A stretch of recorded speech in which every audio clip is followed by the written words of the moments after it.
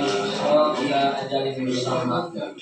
Inna fi dzalika laayatin liqaumin yatafakkarun.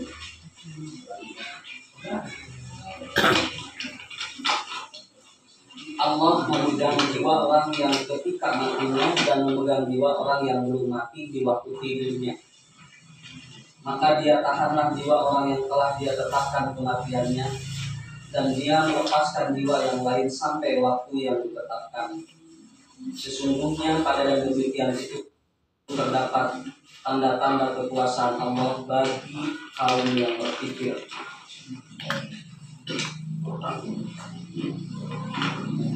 Kita mencoba membahas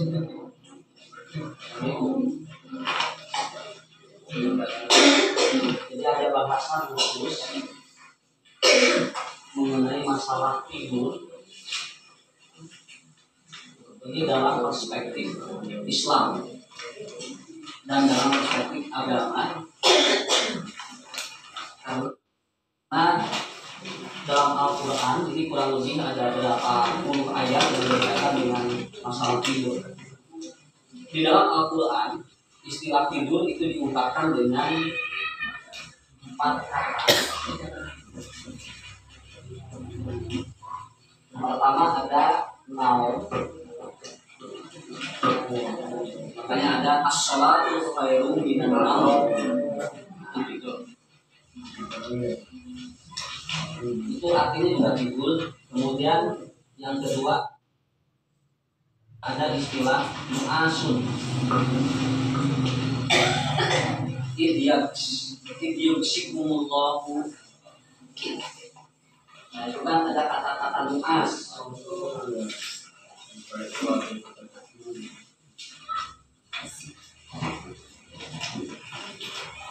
Kemudian yang ketiga, Al-Quran menyebut untuk istilah tidur itu namanya rukun. Ya. Ya.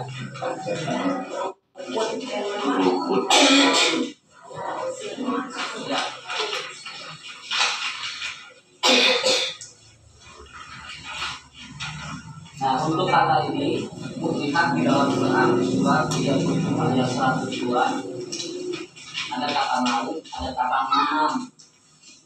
Ini sama itu. Ini ketika Nabi Ibrahim bermimpi, ini arok fil manami, itu istilahnya naum. Ya. Kemudian yang kedua ada istilah mu'as. Ini ada dalam Quran surat Al-Anfal ayat 11. Allah menyebut dengan kata-kata id yuksifumun nu'asu amanatan. Ini katanya mu'as. Mu'as itu tertidur. Nah kemudian dalam Al-Quran surat Al-Kahfi ayat 8 istilah tidur menggunakan kata rukun. Nah gitu ya, istilah tidur menggunakan kata rukun. Ini adalah seperti atau ini menerangkan tentang kasus Ashabul Kahfi. Jadi Ashabul Kahfi ini tidurnya istilahnya itu menggunakan kata rukun. Jadi mereka menganggap itu adalah bangun, padahal wahum rukudu, sedangkan mereka justru tertidur. Nah, 3 kata ini dalam Al-Quran ini menunjukkan tentang satu keadaan manusia, tapi belum pada level mati. Nah, itu kan belum pada level mati. Nanti dalam surat Al-Baqarah ada lagi istilah namanya sinatun. Sinatun ini bukan tidur, tapi ngantuk. Ya. Jadi ada istilah sina. Nah, makanya nanti lihat surat Surat Al-Baqarah ayat kursi. La ilaha illa huwa hayyul qayyum la ta'khudhuhu sinatun wa la nawm. Sinatun itu ngantuk, kemudian naum itu sudah ke dalam level tidur. Nah, inilah dalam istilah bahasa Al-Quran atau semantik bahasa untuk mengistilahkan kata-kata tidur. Nah, jadi antara naum, nu'as dan rukun walaupun diterjemah sama, tetapi nanti ada karakter yang berbeda. Nah, karakternya berbeda. Tetapi nanti karakter itu bisa disatukan pada saat kita memahami bahwa sebenarnya yang tidur ini adalah apakah jasadnya atau rohaninya. Nah, itu ya. Jadi kita berbicara masalah jasad dan rohani ini. Nah, rohani manusia itu dibangun oleh 4 unsur. Jadi rohani manusia itu dibangun oleh 4 unsur. Jadi kalau ada seksi kerohanian itu artinya dia harus menguasai 4 unsur. Ya, dengan seksi kerohanian. Jadi seksi kerohanian itu tukang ngayakeun pengajian. Jeung nyador aya itu teng-teng atau bahasa gitu mah. Tetapi orang yang dia berada pada seks ataupun pada saat dia berada pada titik kerohaniannya tinggi, berarti dia sudah menguasai 4 unsur yang ada pada manusia itu sendiri. Ini di dalamnya ya, bukan di luarnya. Karena jasadnya ini kan harus diteliti dalam anatomi, yang nama. Nah, ini ya. Yang pertama, unsur yang pertama manusia ada yang disebut dengan kolbun. Ya, kolbun. Nah, dalaman kita ini yang pertama adalah ini. Kolbun, coba terjemahnya apa? Jadi kita luruskan ya, Karena dalam teori visi, kalau kolbun diartikan hati, yang terbayang adalah seperti limbah kan gitu. Nah, sakit hati itu sakit limbah kan? Nah, padahal kolbun dalam bahasa Arab adalah organ tubuh yang bentuknya lonjong berada di bawah dada sebelah kiri. Coba itu apa artinya? Jantung. Oh, beda. Jadi jantung. Emang jantung kalau begitu? Sama. Karena akan berbeda. Contoh. Nah, kenapa ini bukan diterjemah sebetulnya? Ini memaknakan aslinya. Supaya nanti tidak ada kerancuan ketika memahaminya itu. Karena kan pernah dokter Faisal menerangkan manusia itu mati kalau sudah berhenti 2. 1 jantung, 2 kan gitu. Kalau orang livernya sakit, ini masih bisa hidup. Tapi kalau orang sudah kena ininya dan tidak aktif, itu sudah mati. Dan kata Rasulullah emang itu yang dimaksud, Pak. Nah, ini artinya harus dikaji lebih dalam. Kenapa? Karena di kita tetap diartikan hati. Padahal secara fisik yang disebut kolbun itu adalah jantung. Nah, emang panjantung teh hati kene. Iya, bagian mananya kan gitu. Nah, kemudian yang kedua, kolbun dalam arti metafisik itu artinya ini dibagi dalam Quran. 1 ada yang sifatnya latifah, lembut halus. Ya, lembut halus. Dina bahasa Sunda sok aya nu kieu. Karakter hate. Ah, eta. Ya.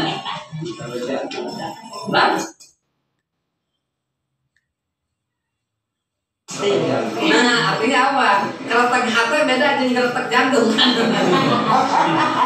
Artinya udah ada perbedaan, sudah. Kenapa? Karena ini kan dalam teori metafisiknya begitu. Contoh, kalau kita mau ngaji nggak ada teman. Nah, itu yang menggerakkannya itu kolbun. Jadi sesuatu yang menggerakkan hati kita untuk melakukan sesuatu yang terbaik itu namanya latifah dalam konteks kolbun. Satu lagi Quran menyebutnya adalah rabaniyah. Nah, jadi kolbun ataupun kolbun dengan karakter rabaniyah. Apa karakter rabaniyahnya seperti apa? Dialah yang akan mengenal atau Tuhan itu sendiri.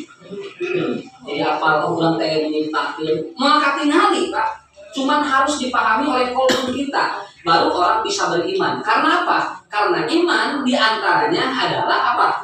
Kolbunnya. Kudu percaya, ya. Tahun iman sebenarnya rabani. 2, ini dalam fisik disebut jantung, ini dalam metafisik ada 2, ada latifah, hati. Ya.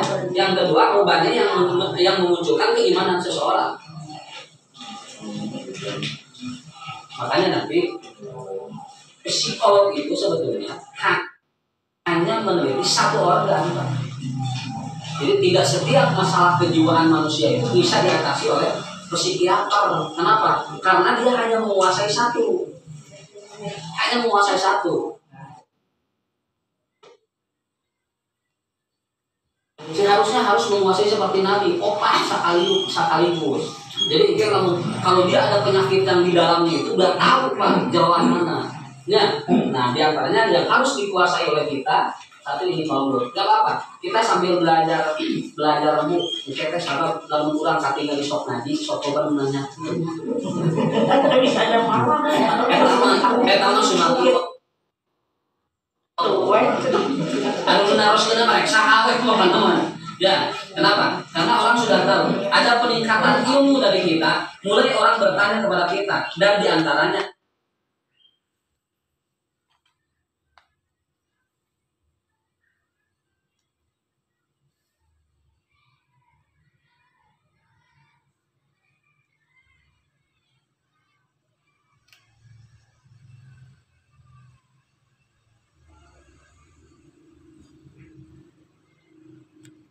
nanti ketika ada problem-problem dalam jiwanya, kita juga harus mengetahui hal itu.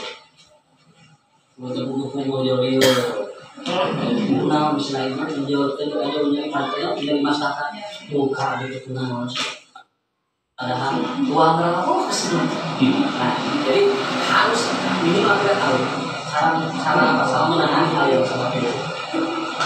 Hari ini gimana ketemu dokter makanya saya kemarin ikut studi itu ya, ada seorang dosen mengatakan begini, orang yang dapat mengobati itu tidak harus dokter dan menyabirkan malu. Ya. Aku maulah, sama daya lah kita. Kenapa? Karena Nabi Isa biasa, Nabi Muhammad biasa. Cuma kita karena sudah terpakai ke sana, harus dia yang menyembuhkan dan anu teh malu. Nah, mereka kubahan usaha we. Ya. Iya, asal ketentuannya bersyariat. Kalau dia tidak bersyariat, jadi dilarang oleh Nabi. Kan ada ketentuan yang lain. Ya, ada ketentuan lain.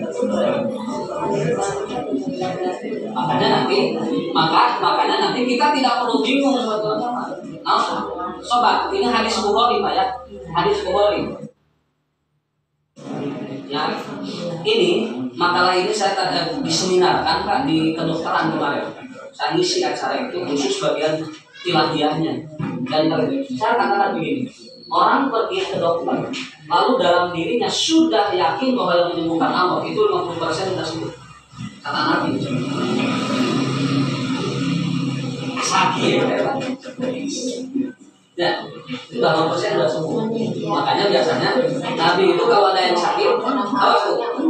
Rasul kedatangan orang yang sakit itu bukan sakit jasad saja, fisik dan psikisnya.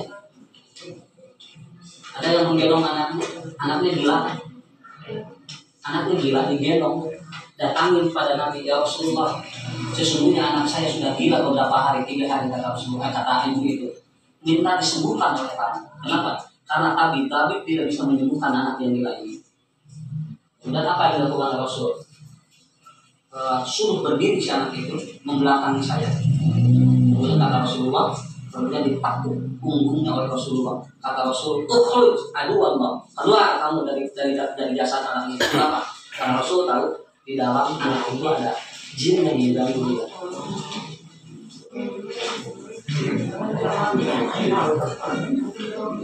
Jadi Nabi maafkan. Kalau yang kesurupan yang kesurupan masal. Nah, itu beda lagi ya. Jadi kesurupan masal itu ada.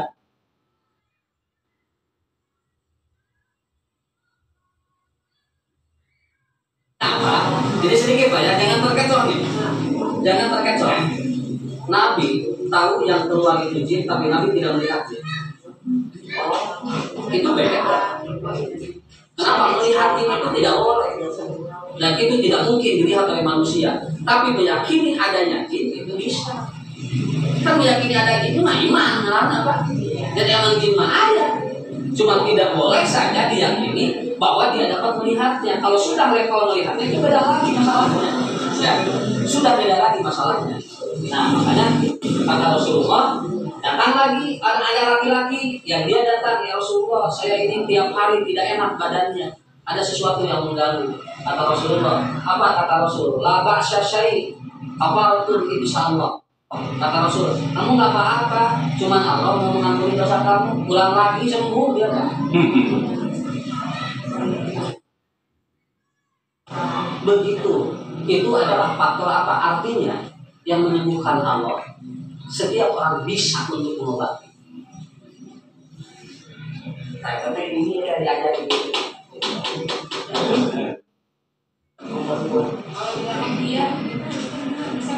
Nah, jadi bagaimana nanti dengan ruqyah? Saya tidak menyalahkan ruqyah. Yang disalahkan itu apabila ada ruqyah yang menyimpang dari syariat. Ruqyah itu doa. Ya, ruqyah itu doa. Apa? Ya kita mendoakan orang, doanya juga sudah ada kan? Apa doanya? Allahumma rabbana nasi mujibal ba'si. Itu juga ruqyah itu ya. Nah, kemudian ada yang dipegang dia kan tuh Nabi Bismillahi itu juga sama. Nah, itu. Jadi artinya kita belajar dan dipahami dulu dari sini dulu. Nanti masuknya ke tidur nanti. Tidak jangan dianggap tidur, jangan dianggap enteng tidur itu ya. Nah, itu. Jadi nanti kita masuk dalam kategori ini. Termasuk nanti bagaimana menangani orang yang kesurupan. Insya Allah tidak mau air kesurupannya. Nah, kemudian yang kedua, ya, unsur yang kedua dalam diri kita itu ada namanya ruh. Jadi ada unsur yang kedua dalam diri manusia itu artinya ruh. Nah, ruh ini sifatnya kalau dalam bahasa kita apa? Roh dalam bahasa kita apa? Nyawa. Nanti Pak, secara ilmu yang disebut dengan ruh itu adalah nabdul hayat, sumber kehidupan. Itu namanya ruh. Jadi unsur material yang berbeda dari unsur tubuh manusia, tetapi hanya diketahui oleh Allah, itu namanya ruh. Nah, berbedanya adalah begini. Saya ambil contoh ya. Ini berbedanya begini. Ibu ya, ini manusia. Nah, payah kemudian taruh lainnya. Ketika dia masuk ruh ke situ, lalu oleh Allah diambil kembali rohnya, si A ini dimasukkan ke yang lain, masukkan ke sini, maka ini dalam jangka 7 hari si jasad ini bisa busuk. Kenapa busuk? Karena unsur yang ini sudah binatang. Ruh. Jadi ruh itu adalah nabdul hayat. Kenapa? Pada saat dia keluar dari jasadnya, maka tubuh itu akan busuk. Babatkan dari gitu. Kenapa? Karena emang itulah yang menghidupkannya. Ya makanya kenapa disebut nabdul hayat? Karena nanti jangan menunggu dalam 1 bulan, 7 hari pun, apalagi kalau struktur tanahnya itu nanti struktur tanah yang mempercepat pembusukan.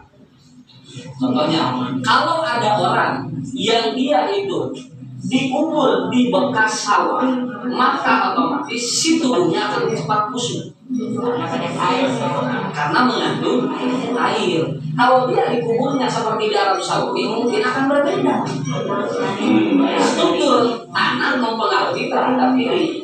Dan yang paling kita harus akui di dalam hadis riwayat Imam Abu Daud, Allah atau Rasul menerangkan pada saat si jasad ini dimasukkan ke liang lahat, sudah mulai disiapkan di sini binatang yang akan robot di tubuhnya. Ini namanya dudi.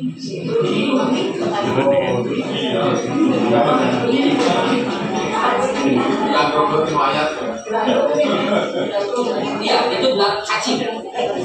Yang cacing ini besar-besarnya sampai ada yang meneliti imitasinya besar ibu jari kaki. Dia masuk Pak. Pada saat tiga itu cacing itu nggak ada. Pada saat si tubuhnya sudah dimasukkan ke liang lahat, cacing itu datang. Itu. Ini pada kos ada Ada mulai yang ngelihat. Begitu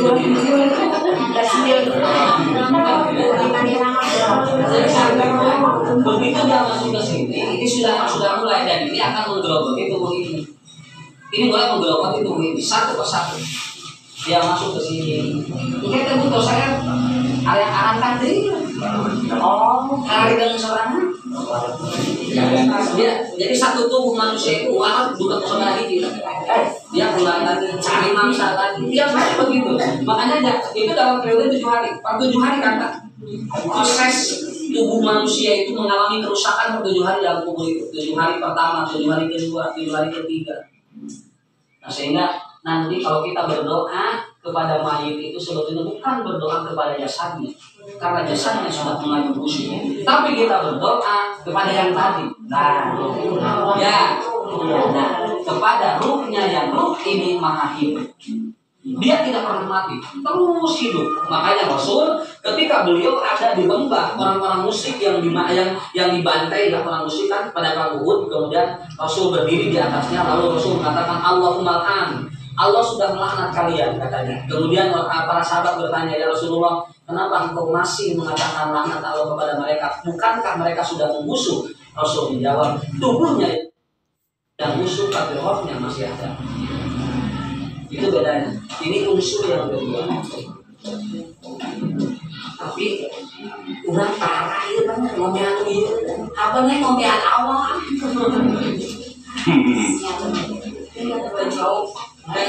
Kau dekat tinggal di Indonesia lebih gemar.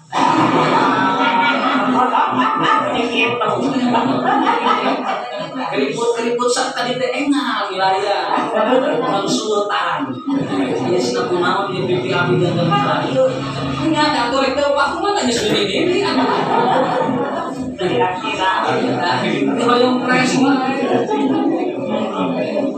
tapi umpamanya dia mengkerut mah ya sudah wilayah kayak ngomean padahal kan di sana ini kan mengkerut tidak ada semangat untuk melakukan amal soleh itu kan artinya mengkerut ya kan baik kealaman usaha ya mana mereka paling unsur ini orang yang berada pada kerohanian dia harus menguasai. Saya bukan menguji mereka ya. Orang Buddha kalau sudah pada level ini tidak berbuat apa-apa. Tidak berbuat apa-apa. Dia saya sampai dunia pun dihilangkan oleh mereka. Nyemat sama sekali. Kenapa? Karena bagi dirinya adalah dunia akan mengganggu dirinya. Kurang mah hidup yang kurang. Dari kulit awal. Si biku biksu. Sampai tidak menikah, sampai dan kenapa tidak dia nggak boleh keluar jalan Tidak makan daging. tidak makan daging kan kali itu di akhirat centang berharga di dunia itu itu kan tapi dikelola di Sate. nah ini yang ketiga unsur manusia itu ada namanya nafsu.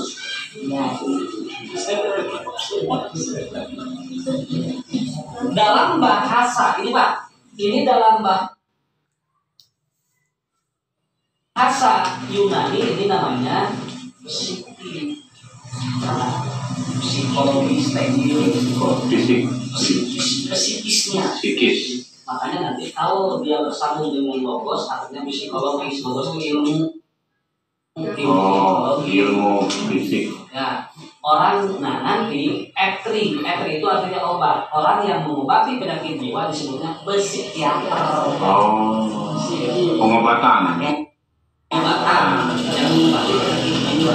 Makanya tadi saya sampaikan orang yang dia psikiater hanya menguasai satu itu. Obatnya aja. Itu artinya Bu, tidak semua kita kalau ada gangguan jiwa tidak semua harus diobati oleh psikiater. Karena psikiater hanya menguasai ini saja.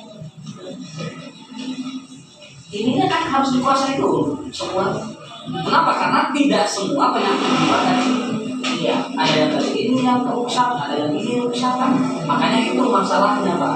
Nah, nafsu ini dibagi 3.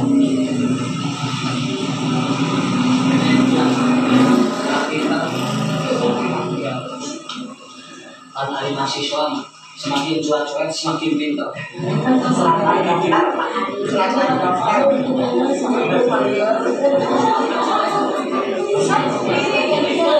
Jadi kalau dia lain mahasiswa.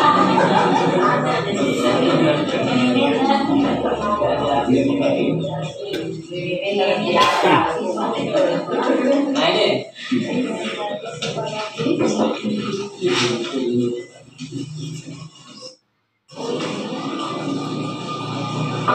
Pertama ini nafsu yang pertama yang ada pada diri manusia adalah nafsu amal. Yang ini adalah 100% dia mengajak kepada kejelekan. Ini namanya nafsu amal. Amaro. Jadi kalau aksinya gitu.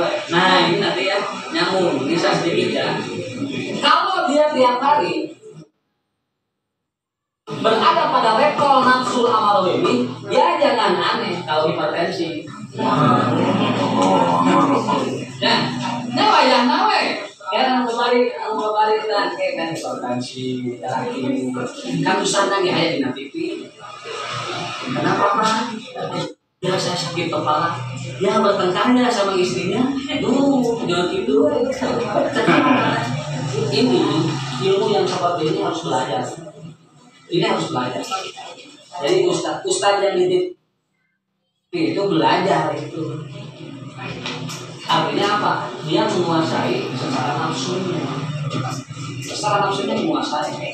Ya, jadi artinya kalau dia 100% ke sini, otomatis saja gangguan yang lain. Kalau sudah diturunkan levelnya, ada yang disebut lawama. Lawama artinya 75% dia jelek, 25% dia ada baik. Lumayan. Jadi lamun aya amarah ternyata lumayan. Aya masih kardam kene. Hanya warna mau langsung brut. Mual. Pak.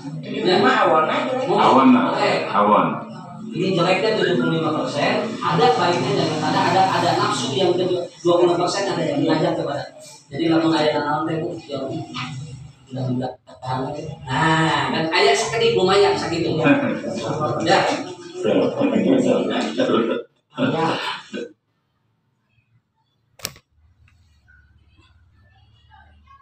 Wah, udah. 1%. Usaha yang ibu 5 sampai acan rezeki ibu. Wah, lain rezeki semua. Ustaz udah ngerasakeun banget.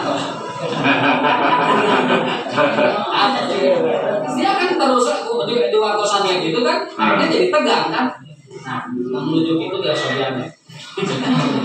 Nah, kemudian kalau kita berada pada posisi level ini, tetap ini jelek. Ini jelek, kenapa? Karena dia juga tidak akan stabil. Maka turunkan lagi. Nah, turunkan lagi mood.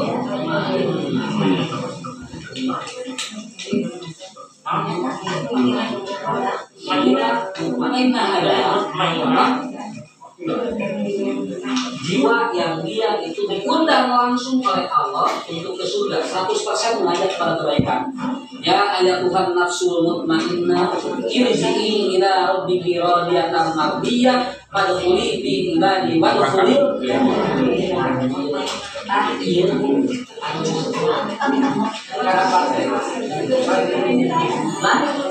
daya.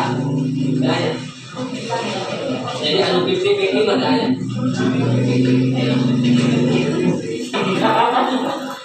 Kantong milih, iya di luhur tak, iya anak pun sampai kita kan besok, iya maka harus kena Sadin kan kadang di luar ayat, ya lumayan. Nah inilah tuh yang nanti disebut kata Rasul yang disebut dengan sehat. Sehat ya.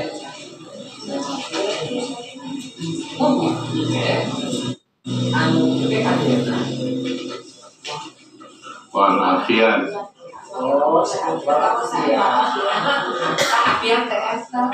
Mengelola nafsu dalam mutmain. Afiat itu naon? Afiat itu artinya menyehatkan dirinya secara batin. Sehat batin. Kalau kira cobaannya tuang jeung daging laos, tuang jeung asin laos, dan tuang jeung laos.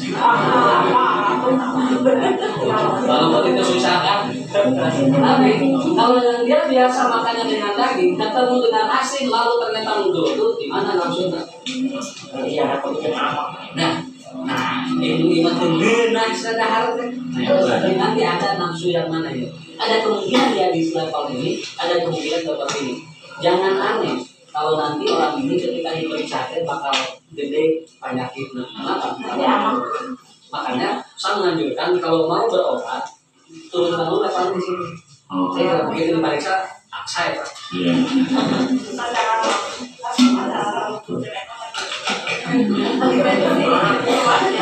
Kita punya tensi kita ya Pak. Iya, saya sambil contoh gini. Ketika Allah memberikan penyakit kepada kita langsung ya Allah. Kemudian abdi teh nuju benci, abdi teh nuju benci. Kenapa gitu? Langsung surga. Nah, jadi semuanya harus dikonsep oleh diri kita. Kalau tidak, rusak. Ustaz biasa itu pengelolaan kieu mariweuh Allah ustaznya. Pangawora Ustaz geus sami kumpul teu jeung ustazna gitu. Kalau ka ustaz dan padahal sehat kurangna biasa Pak. Tapi kuna jeda deui. Kenapa? Karena ada kemungkinan tidak bisa mengelola ya. Ustaz kita cukup maca terus. Kenapa? Dia juga butuh yang seperti ini. Ini namanya nutrisi jiwa. Tidak dikasih nutrisi yang ini juga. Oke, harus. Mau bilang Ustaz daya jadwal, ngulang kucing di mana? Dalam saya punya teman sampai sekarang ini dia ngulang nggak gitu. Kenapa? Karena biasa daya jadwal, kemudian tidak ada. Ya. Diajak bicara tidak nyambung. Itu padahal satu pesantren. Amin apa? Nutrisi yang itu tidak dikelola. Begitu ada masalah itu, apalagi ya bukan ustaz. Ustaz gak bisa gitu. Artinya apa? Itu juga perlu kita pelajari ya. Karena otak kita tidak hanya dijajali dengan ilmu yang seperti yang kemarin kita bahas lainnya, tapi kita pun juga dijajali. Nah yang terakhir, unsur manusia yang terakhir adalah akliyah. Akliyah di dalam hadis ada atau dalam Quran ada yang sifatnya dalam dialog, ada yang sifatnya basyir. Akliyah ada yang sifatnya nadirah, ada yang sifatnya basyir. Apa nadirah dalam bahasa sekarang? Nadirah itu adalah mindset. Ya, pernah dengar mindset? Pola pikir, akal kan itu Pak. Sampai apa? Sampai sekarang ada khusus training mindset yang positif.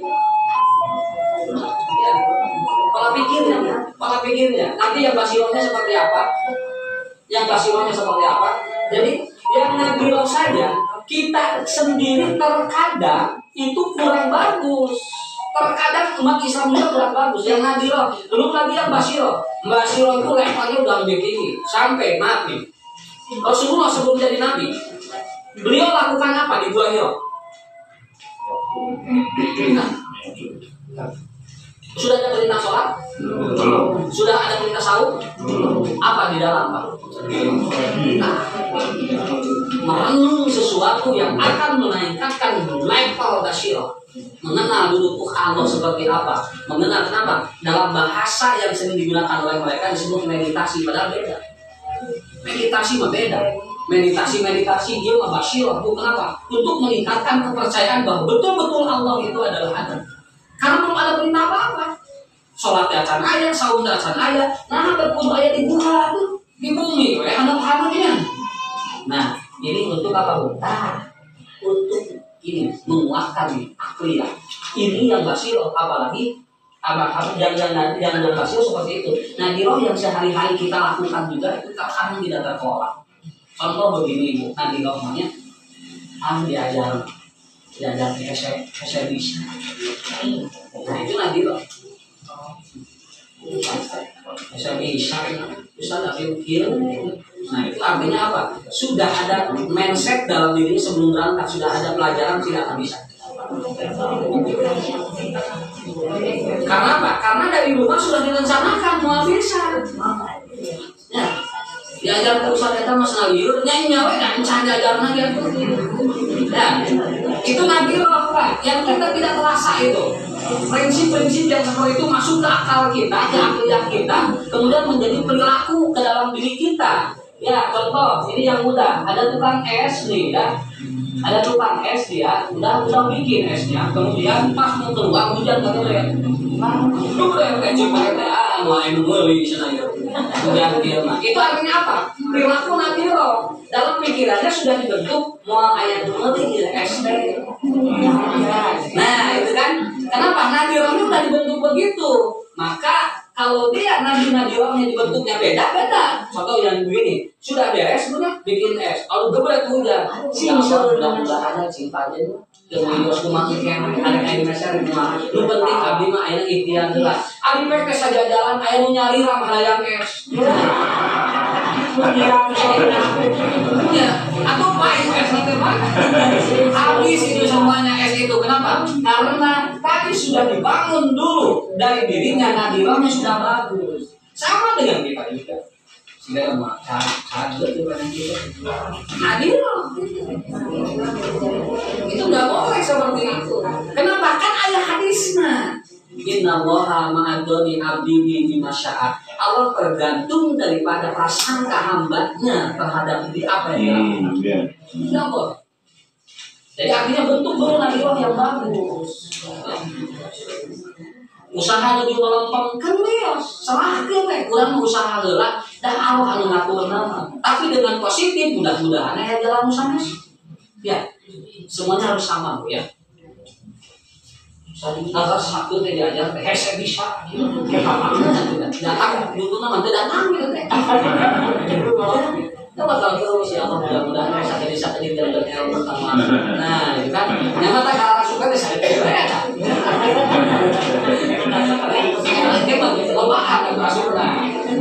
Nah, ini yang nadiroh. Apalagi kalau sudah kita di dalam level basyirah, wah ini lebih tinggi. Mengenal Allah dalam artian bukan mengenal melihat. Oh, dia buat aku nanti usaha. Nah, itu pada akliyah. Kira-kira tidak kalau ada orang yang ininya bagus semuanya, kira-kira sehat mau? Walaupun nanti kata Rasulullah orang ini berbaring tidak bisa berdiri, tapi di dalamnya sudah bagus. Kenapa? Karena berbaring dan tidak, kata Rasul, tidak mempengaruhi terhadap kualitas manusia di hadapan Allah. Ya. Dipepeng semangat pepeng.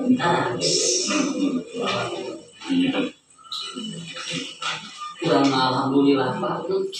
Ya. Syukuran biasa Bapak kene kan. Ieu lancar kene maos teh. Kalau dia kene saja. Tapi belum tahu.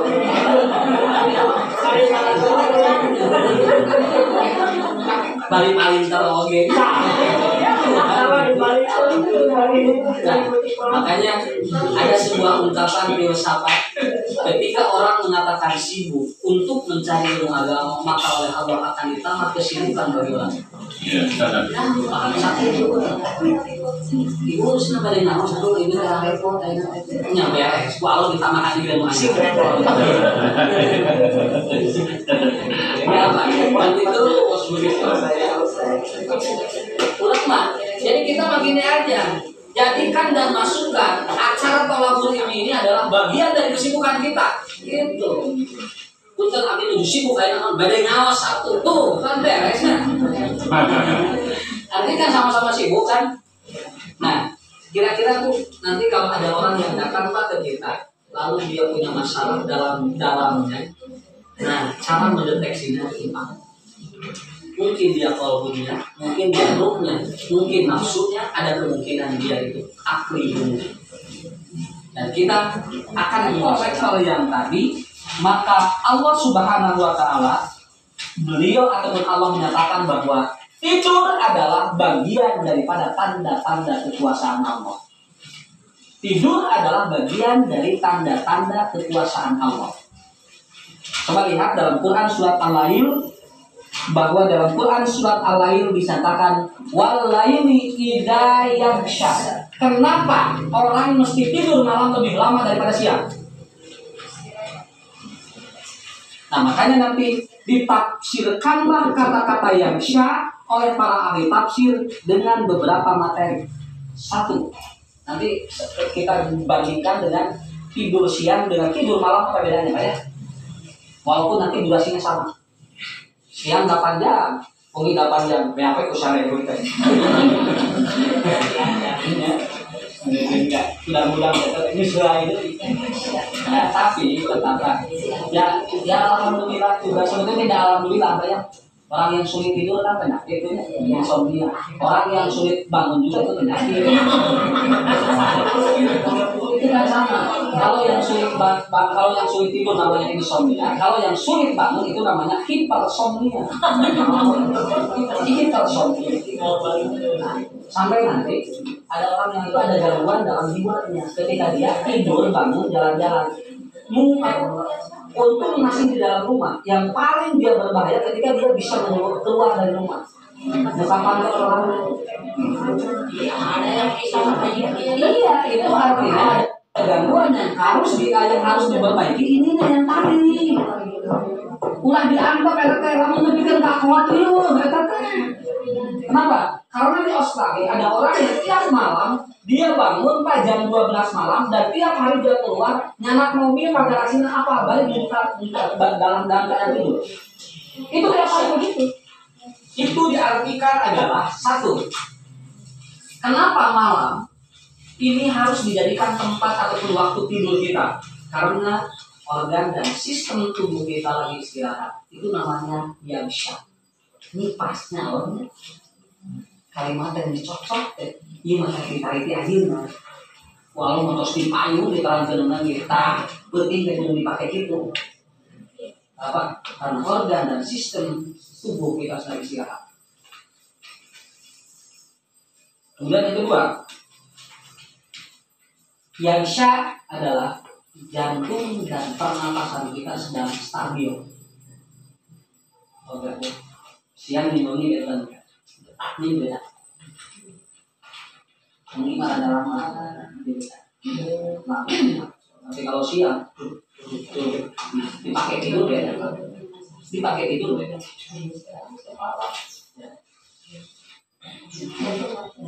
Ya. Stabil pelan gitu. Itu yang susah. Kemudian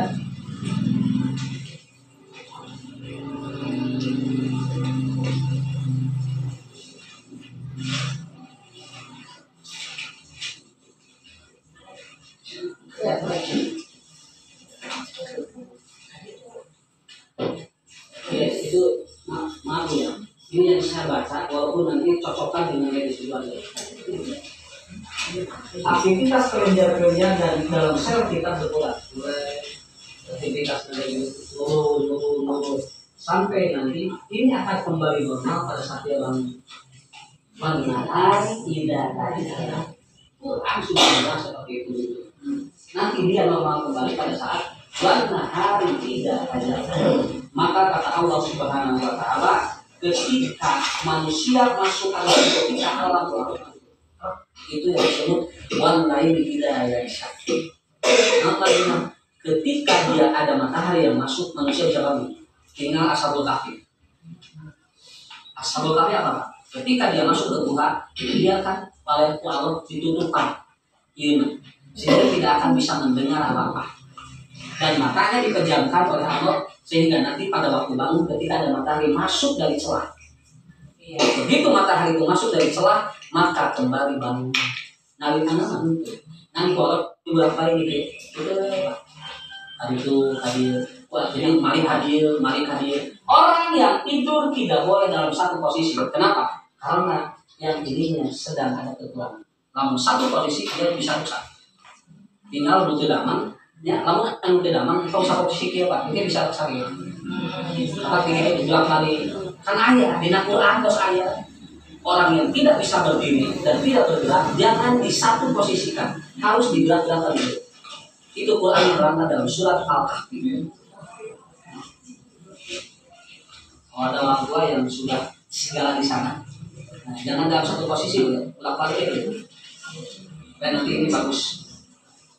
Nah, makanya Rasulullah SAW beliau menerangkan kepada kita bahwa ada kita dulu yang harus kita lakukan. Karena kita tidak tahu roh kita itu gimana. Saya simpelkan aja dulu pada saat ini. Nanti ada tidur yang terbaik yang harus kita lakukan. Pertama adalah muhasabah. Yang pertama, muhasabah itu apa? Kata Rasulullah, biar siapa yang tidur dalam keadaan membuat dosa, maka Allah dia tidak tahu bahwa Allah akan membangun dan tidak. Satu acam bangun belum bersih. Minimal Pak. Makanya Rasul kenapa suka sholat diakhirkan? Itu namanya atama. Supaya nanti manusia pada waktu tidur dia bersih. Jadi amalan terakhirnya adalah sholat. Ustaz abdi mah ada sholat nanti awal waktu wae kumaha sedangkan abdi pulang teh jam 10 minimal kata Imam Ghazali baca Quran sebelum tidur. Wudu juga saya. Baca Quran dulu Pak. Saya pulang. Kumaha Pak? Ya saya kan alif lam mim. Lagi saya ya daripada ya pun surat pendek boleh. Yang penting nanti itu adalah bagian dari amal kita yang terakhir. Jadi kira Pak, jangan sampai tidur membuat dosa begitu namanya muhasabah. Beres judi jo galak Pak ininya.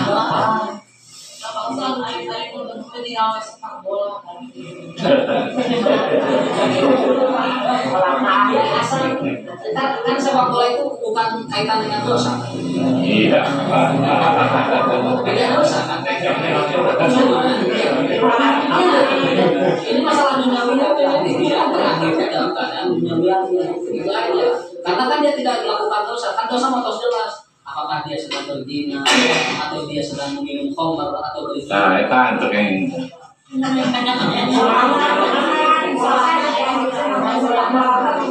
tidak ada masalah kalau ternyata sholat tidak dianjurkan oleh kita, asal jangan terakhir melewati batas waktu supaya ketika tidur pada saat sudah sholat bagus.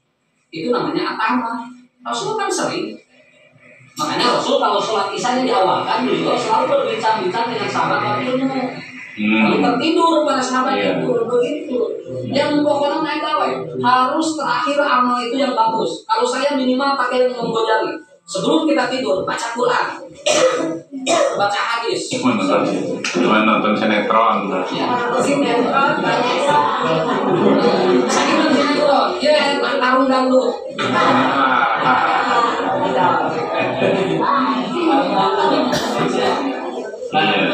Jadi ada muhasabah. Ini petunjuk Nabi ya. Kemudian yang kedua apa? Berdoa. Sok ngadoa, kayak pulang Pak. Itu kuat sih tulus dan juga nggak pohon ngadoa. Doanya apa Bu? Nah, ada yang itu, ada juga yang mana? Kalau semua ya. Jadi doa netan atau PK namanya. Mau doa PK paut. Amalan main yang budak ini secara mahake pada teh. Mah ada doa yang baik yang lebih panjang kan. Ini saya udah hafal banget. Kurang nge-scroll macam itu eta. Sebetulnya yang tidak dosa percaya gitu juga karena hadisnya ada. Cuman aku akhirnya aku tambahan saeutik doa teh.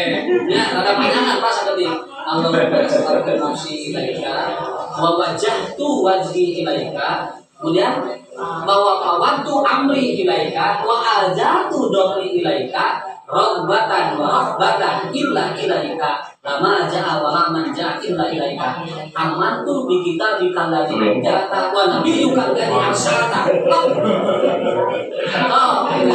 Kata Rasul, apabila dia sudah berdoa sebelum tidur dengan yang doa yang tadi, maka Allah akan menjamin kalau dia mati dalam keadaan bagus.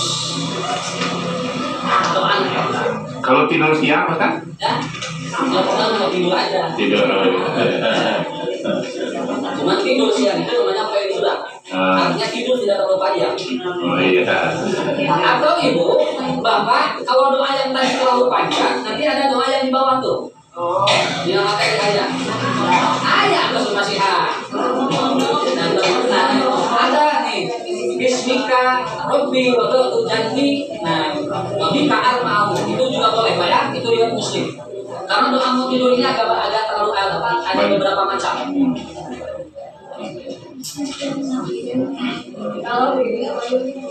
Ada itu, silakan itu.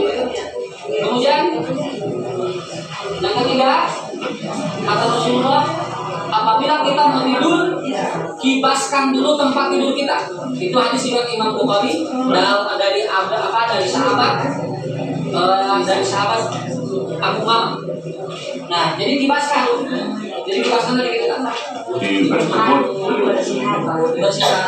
Nanti kalau seandainya ada barang-barang yang mengganggu kita sudah bersih. Adapun nanti ada gangguan-gangguan dari syaitan, kita pun sudah mengkibaskannya. Juga kebukaan Pak dari Allah. Ya, mengurut budak ini bisa bawa nama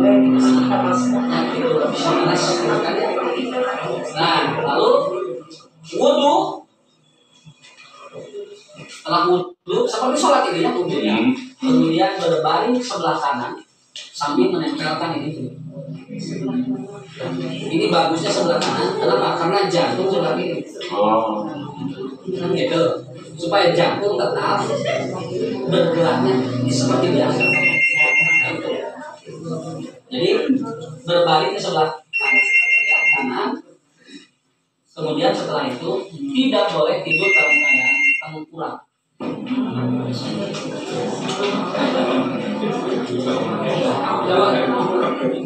Tidur nangkuk enggak? Nangkuk Pak, gimana? Daun gitu. Ayam tadi mana? Nanti tanyanya kemana? Nah ini nanti tanyanya kepada ahli. Kenapa tidak boleh tengkurap? Cuma Nabi melarang tengkurap. Tidak boleh Pak.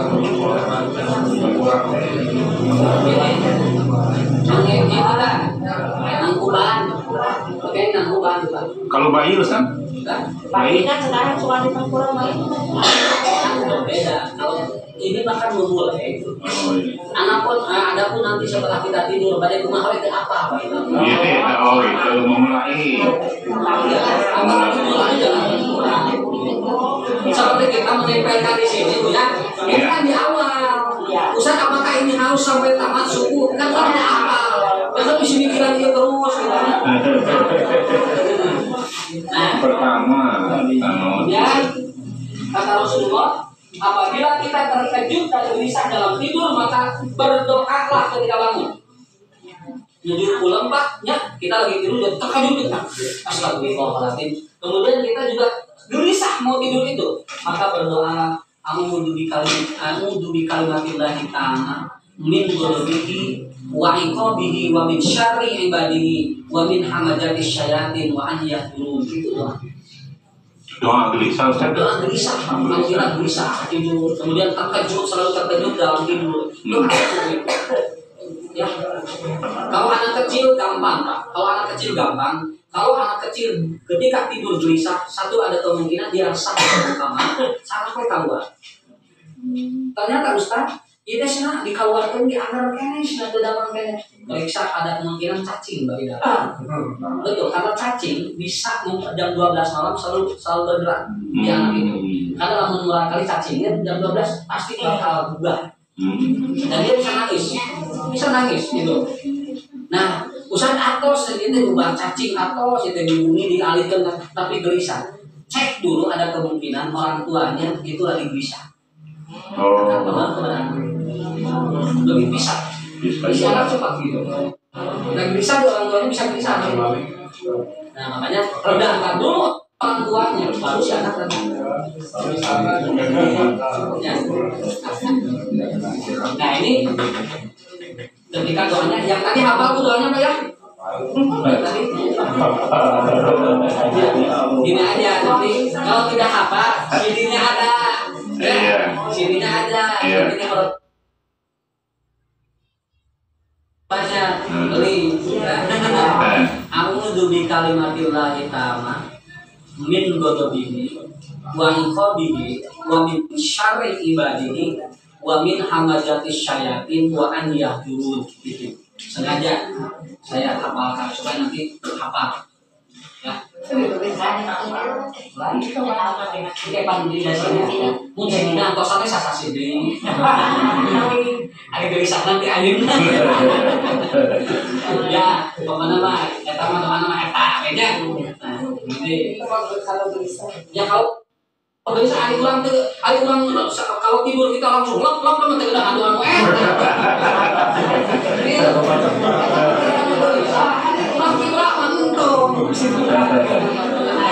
Ayo diulang tuh kita jadi tertibra. Nah, kemudian etika yang selanjutnya adalah tidak boleh telanjang dalam hal ini. Kalau kita telanjang tutup, harus ditutup. Ya. Menurut saya ini ya, makanya nanti anak yang sudah 10 tahun itu tidak boleh tidur bersama anak yang religius. Kalau sudah 10 tahun harus dipisahkan. Laki-laki dengan perempuan itu tidak boleh bersatu kalau dia sudah 10 tahun. Dan apabila laki-laki dengan laki-laki tidak boleh satu selimut. Itu hadis Bukhari itu. Jadi anak ya nanti atau orang tua yang dia laki-laki dengan laki-laki tidak boleh satu selimut. Kenapa? Karena ada dorongan biologis Pak. Itu yang tidak tahu karena ketika tidur pikiran bawah sadarnya main. Nah itu yang dikhawatirkan. Makanya laki-laki dengan laki-laki tidak boleh satu selimut. Kenapa? Kalau suami istri perempuan dan laki-laki boleh satu selimut. Karena tidak ada masalah. Tidak ada masalah. Perempuan dengan perempuan jangan satu selimut karena ada hadisnya. Sehingga nanti ketika berhubungan suami istri maka si anak tidak boleh ada tidur di pinggir orang tua. Karena mereka apa yang dilakukan oleh orang tua. Karena anak gelombang otaknya itu tidak pernah terhalangi oleh apa-apa. Di bawah 12 tahun gelombang otaknya los. Oh, gitu. Itu bedanya.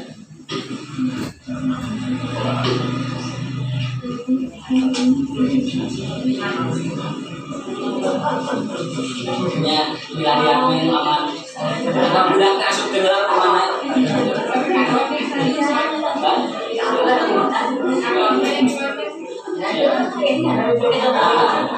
Dan ini pikiran agak lama kan? Ini mimpi agak lama. Nanti saya terangkan khusus ini materi mimpi ya. Karena ada keajaiban di dalam Quran. Mimpi-mimpi Nabi ini luar biasa. Nanti dibahas tentang gelombang otak ketika mimpi. Nah, yang terakhir, makanya gini ya, kesalahan dalam memahami mimpi akan berakibat dalam kesalahan prakteknya. Nabi Ibrahim bermimpi menyembelih anaknya harus persis itu. Harus persis, harus seperti disembelih. Kenapa? Karena dia akan berdampak kepada kesalahan kepada Allah. Nah, nanti saya jelaskan itu di mimpi bagaimana jam-jam itu juga, itu hasil mimpi juga, ya. Dan yang terakhir berdoa setelah bangun tidur. Apa doanya?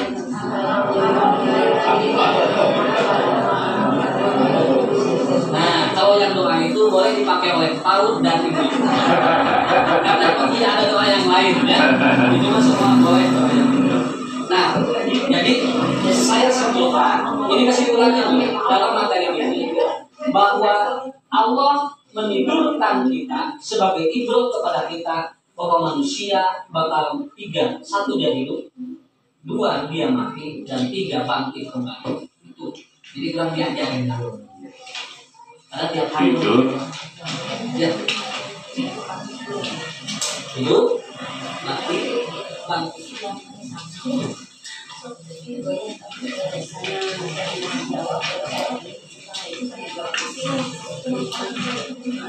Dia sedang apa yang dia dinamakan terat tapi tidak akan mengganggu korban. Yang penting nyaman. Ya udah, masa Paten ini.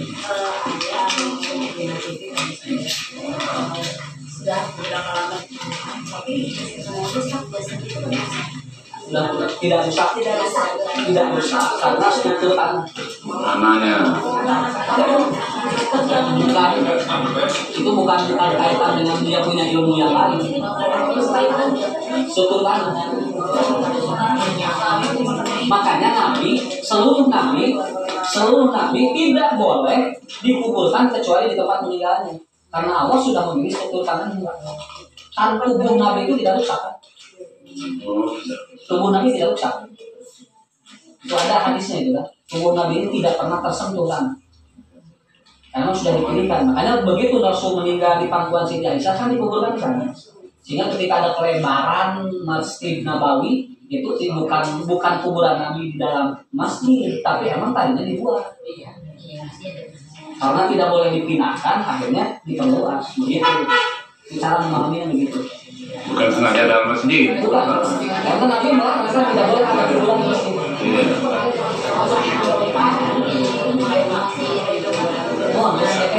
Dan Nabi dilarang. Mengaku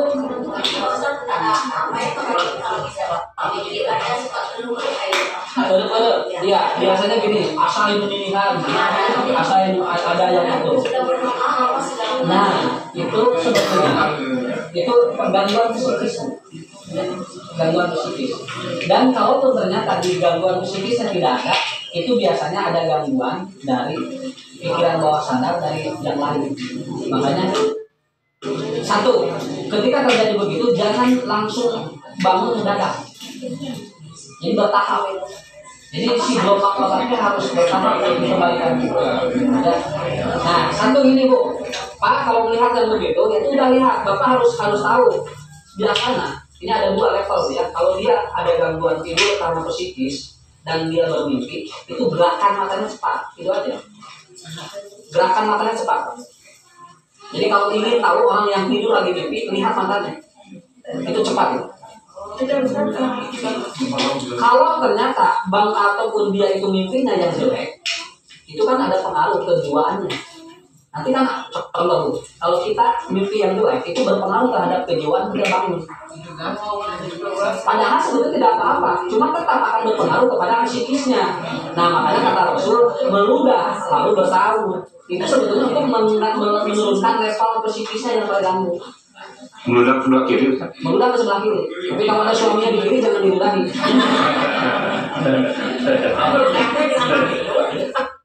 Ya, itu jadi ada gangguan itu. Kalau lihat aja kalau anak lagi tidur, kemudian dia mimpi, itu kelihatan di matanya. Matanya pergerakannya cepat. Begitu.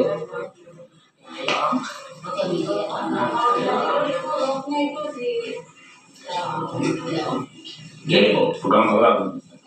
Kalau dia mati, rohnya selamanya dipegang oleh Allah. Tapi kalau dia tidur, rohnya dipegang sama Allah. Tapi unsur fisikawi dan unsur metodik yang lain masih bergerak. Itu bedanya. Jadi sama, rohnya itu dipegang oleh Allah. Cuman orang yang lagi tidur, fisikawi dan motoriknya masih bergerak. Kalau yang mati tidak, yang ininya tidak bergerak. Itu bedanya. Kasurupan itu adalah perpindahan dari pikiran bawah atau pikiran sadar ke pikiran bawah sadar mendadak. Gitu Bu. Nah, akhirnya dia bisa kesurupan. Itu artinya kalau ada kesurupan maka itu dipengaruhi oleh apa? Dipengaruhi oleh tipe manusia. Contoh, kalau orangnya auditorial, dia yang mendengar orang raung-raung gitu ya. Itu dia bisa kena. Kenapa? Mendengar saja begitu. Cirinya begini. Yang kesurupan ini kan cirinya beda tidak. Kalau dia menjerit-jerit itu auditorial. Kalau dia melotot itu visual. Tapi kalau dia menangis itu kinestetik. Nanti lihat dan kesukaan bakal beda-beda. Ngamuk di rumahnya. Ya, jadi pasti ngamuk, cuma beda. Ada yang di mata, ada yang dia di suara, ada yang dia itu di perasaan. Dia nangis gitu. Itu bisa juga kesurupan. Nah, ngegerem gitu. Nah, kalau nanti ceknya tiga, ceknya tiga. Kalau dia di medis itu tinggal dipindahkan tuh sel otak apa disuntik. Tapi kalau dia di psikis itu harus ada di psikis. Ya, tapi masalahnya adalah ketika di dua ini tidak ada. Ketika di dua ini tidak ada, maka itu berarti ada makhluk lain yang mengganggu orang itu. Tapi tidak menimbulkan jin, cuman akan kelihatan dari ciri satu, kelihatan dari mata. Nah, matanya kosong. Yang kedua, dia dapat menarik benda-benda yang lebih berat dibandingkan dengan sebetulnya dia tidak bisa. Kemudian yang ketiga, dia bisa tahu nama orang padahal tidak pernah bertemu. Oh, ini. Sedangkan makhluk yang ada di orang ini tidak lebih mulia. Keluarkan dari dia. Belum tentu, karena nanti harus cocok dengan solusinya. Kenapa? Karena nanti ada yang kesurupan itu nggak bohong, ayah.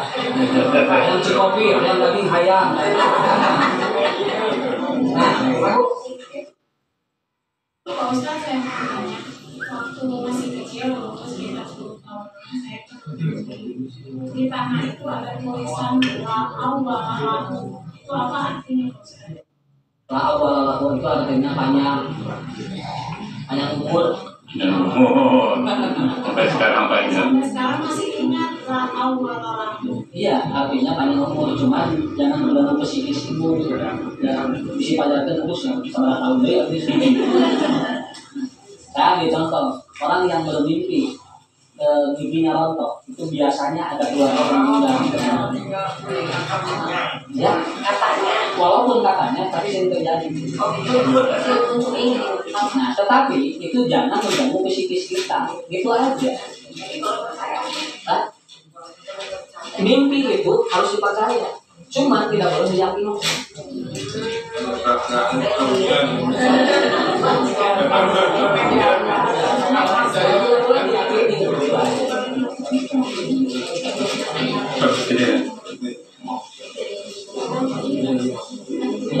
Sudah tolong baca ada yang kasih doa Ustaz. Oh, ada doa yang ini terakhir ya. Dari Ustaz kemarin. Nah, Supaya 225 kali. Man qala fi kulli yawmin 25 marrah, barang siapa yang dia membaca pada setiap hari 25 kali. Allahumma barik li fil maut wa fima ba'dal maut summa mata ala firashihi atawallahu ajra syahidin. Maka apabila dia mati di atas ranjangnya, maka oleh Allah akan ditempatkan seperti orang syahid. Nah, doa nanti itu Allahumma barik li fil maut wa fima ba'dal maut. Ya Allah, berkatilah aku dalam matiku dan setelah matiku. Ini 25 kali. Nah, Allahumma barik li fil maut wa fima ba'dal maut. Kemudian dia mati di atas tempat tidurnya, maka ya ini hadisnya harus diteliti. Yang pernah saya teliti hadis ini doi Pak. Hadis ini doi. Sudah ada yang soal tadi. Itu sadar itu, sadar. Ya kan hadis Nabi, hadis doi itu kan bisa saja sabdanya Nabi Pak. Iya. Itu kan metode, artinya metode ilmu hadis kan. Iya. Jadi gini, yang soal yang tadi aja.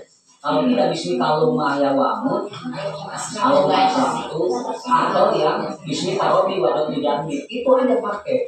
Ini apalagi ini harus 25 kali. Iya.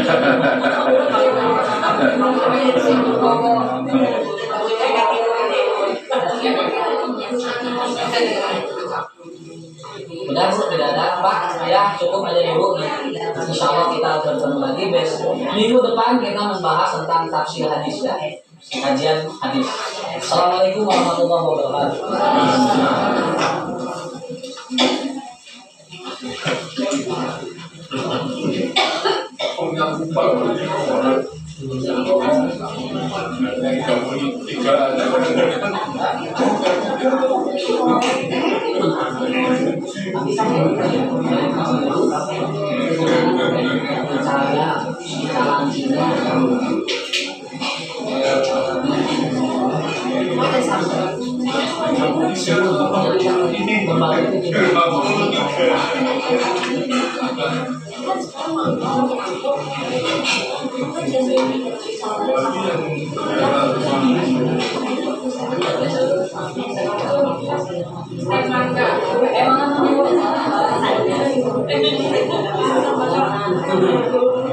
Salah, makanya bro.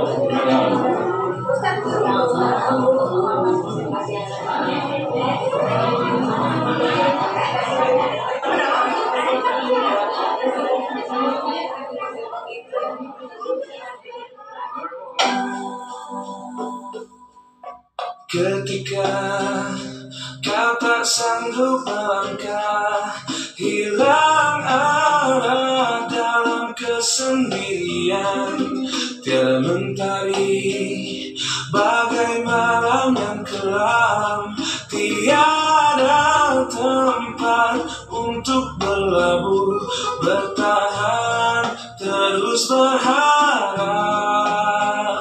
Allah selalu di sisimu, insya Allah, insya Allah, insya Allah ada jalan, insya Allah, insya Allah, insya Allah ada jalan. Every time you commit one more mistake, you feel you get prepared, that it's way too late. You're so confused, wrong decisions you have made. Haunt your mind and your heart is full of shame. But don't despair and never lose hope, 'cause Allah is always by your side.